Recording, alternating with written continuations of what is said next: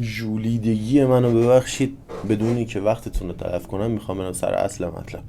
دوشنبه قبلی بچه اومدم یه سایت، یه نرم افزار بهتون معرفی کردم به نام تراف مونتایزر.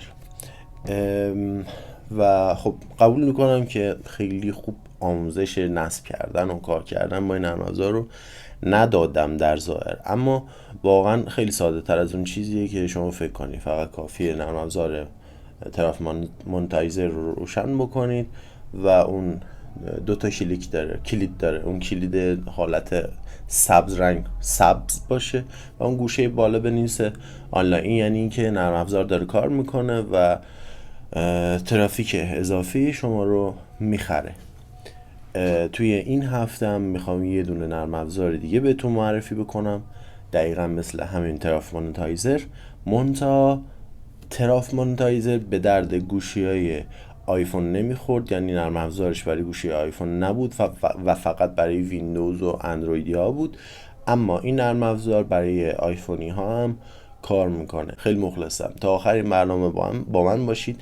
ممنون میشم که هیچ نوع حمایتیتون رو از من دریغ نکنید. لایک، سابسکرایب، کامنت، هر نوع حمایتی. خیلی مخلصم. برو بریم.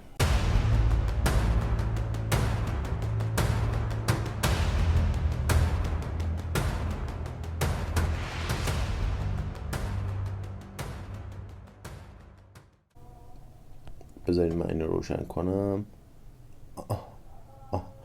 خب این نرم افزار اسمش هانی گین هست. هانی گین، خب همونجوری که میبینید، خب شکل شمالش اینه.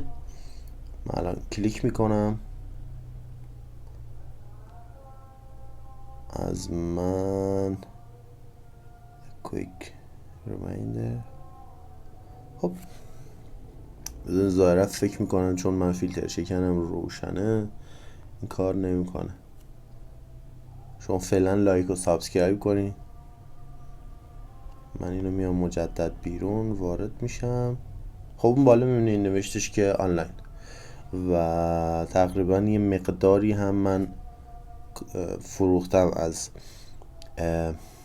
ترافیک اضافه.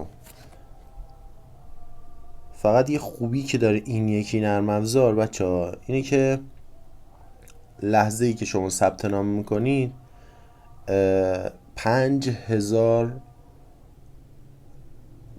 تا از پوینت مخصوص خود این نرم افزار به شما تعلق میگیره و اون مثلا سیف یکی که میبینید، اون 1 سنتی هم که من گرفتم، در واقع میتونم بگم به سنت هم نمیرسه. اون به خاطر تکمیل کردن این قسمت تام تاسک والته، یعنی اینجا رو من تکمیل کردم و اون مقدار رو به من واریز کرده. چیز خاصی نداره. بیان برای کار کردنش اینه که دقیقا مثل همون طرف مونتایزر یه دونه ایمیل وارد میکنید. الان بذارید من لوگاوت بزنم. خب من لاگین رو میزنم. خب اگه نداشته باشید اکانت که این کریت ان اکانت رو میزنید. اینجا یه ایمیل وارد میکنید، یه پسورد 8 رقمی وارد میکنید و کریت ان اکانت رو میزنید که بعد از اون برای شما یه ایمیل میاد. توی اون ایمیل مربوط به همین نرم افزار هانی گین هست. اونجا کانفرم میکنید، یعنی وریفای میکنید، تایید میکنید که فیک نیستین، ربات نیستین و بعدش اینجا میاد حالا لاگین میکنید دیگه. الان من اینجا همینو میزنم. پس ایمیلم رو میزنم و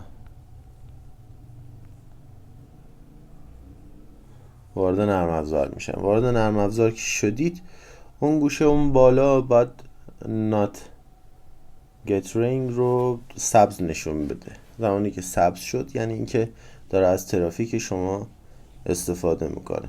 و اینجا یه سری گزینه داره. خب تا حالا تا اون بخواد درست بشه من اینو یه دونه باز و بسته میکنم.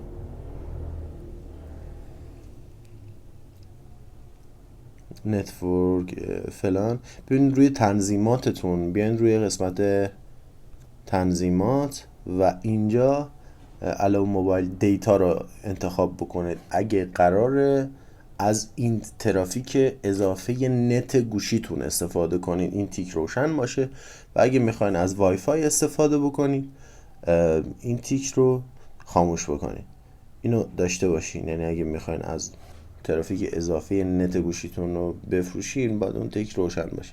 و یه گزینه دیگه داره که توی همون طرف مونتایزر هم هستش، پاور سیوینگ مود هست. یعنی اینو که میزنید دیگه گوشیتون هم اذیت نمیشه. مثلا میخواین شب بخوابین روی میزنید و گوشیتون حالت خواب هستش ولی داره کار میکنه، داره ترافیک اضافه شما رو میفروشه. همین ترافیک مونتایزر همینه، این نرم افزارم همینه.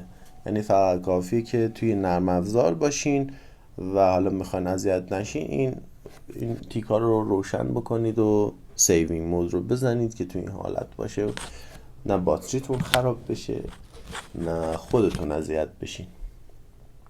فقط من یه توضیح بهتون بدم که اصلا توقع نداشته باشین یه شبه بخواین روزانه $10-20 ازش در بیارین، نه اصلا همچین چیزی نیست. اون طرف مونتایزر رو مثلا من اومدم حساب کردم روزانه 10 الی 15 هزار تومان شما میتونه کار بکنه، خیلی زرنگ باشی.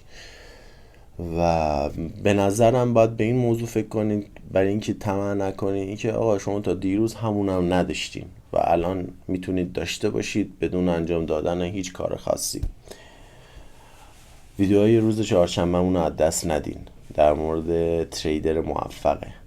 لینک ثبت نام این نرم افزار رو هم میذارم توی قسمت کامنت پین میکنم و توی قسمت بیو هم برای شما درجش میکنم. خیلی مخلصم، تا هفته دیگه بدرود.